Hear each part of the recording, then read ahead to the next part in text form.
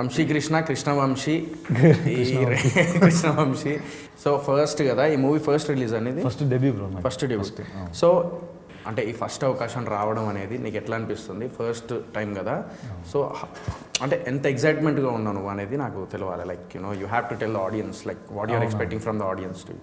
లేదు, ఇందాక మీరు చెప్పినట్టు మనము చాలా చోట్ల తిరిగి చాలా మందితో మాట్లాడి నెట్వర్క్ చేసి అది ఇది ఆడిషన్లు చేసి కొత్త వాళ్ళని పరిచయం చేసుకొని ఎంతో కష్టపడి మనం బికాజ్ మీ జర్నీ కూడా చాలా పెద్దది, తెలిసింది.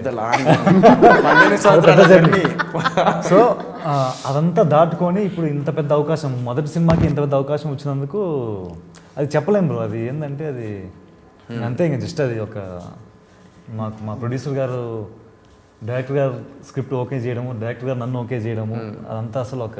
నువ్వు ఈ సినిమా ఒప్పుకోవడానికి మెయిన్ రీజన్ ఏంటిది? ఇదా లేదా స్క్రిప్ట్ నచ్చి చేస్తున్నావా? డైరెక్టర్ గారు ఫస్ట్ నచ్చారు యాక్చువల్లీ. హీరోకి డైరెక్టర్ నచ్చిండంట.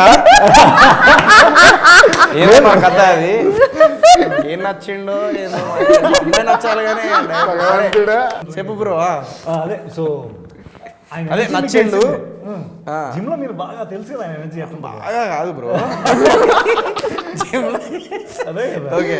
సో బట్ సినిమా పరంగా ఆలోచిస్తే, ఆయన వ్యక్తిపరంగా పక్కన పెట్టేస్తే, సినిమా ఆయన చెప్పిన కథ, ఆయన నెరేట్ చేసిన విధానము, ఇమోషన్ చాలా బాగున్నది బ్రో. అదైతే వెంటనే కనెక్ట్ అయింది. ఓకే. సో అది మూల కారణం అదే, ఇమోషన్ చాలా బాగున్నది కథలో. ఆయన నెరేట్ చేసిన విధానము, ఆకాష్ గారి గురించి తెలుసు మీకు, క్లారిటీ ఉంటుంది అసలు. ప్రతి షార్ట్, ప్రతి మ్యూజిక్ ఎలా ఉంటుంది కూడా దాంతో సహా ఆయన చెప్పగలుగుతారు తీయక ముందే. సో అక్కడ ఫ్లాట్ అయిపోయింది. షాక్ అయ్యావా? అది చైతన్య గరికపాటి గారు ఉన్నారు సినిమాలో, ఆయన క్షణం మీద పెద్ద పెద్ద బాంబులు పేలుస్తారు ఆయన. అంటే దాన్ని ఏమంటారు, మనల్ని బుక్ చేసేలాగా డైలాగులు వేస్తాడు సడన్గా. సినిమాలో కాదు, రియల్ లైఫ్ సెట్లో వేరే జనాలు ఉంటారు, బయట ఆడియన్స్ కూడా, వాళ్ళ మీద కూడా జోకులు. స్వామి మనం అంటే మనకు భయం వేస్తుంది కదా, షాక్ అన్నట్టు పర్ఫెక్ట్ సెట్ అవుతుంది ఆయన.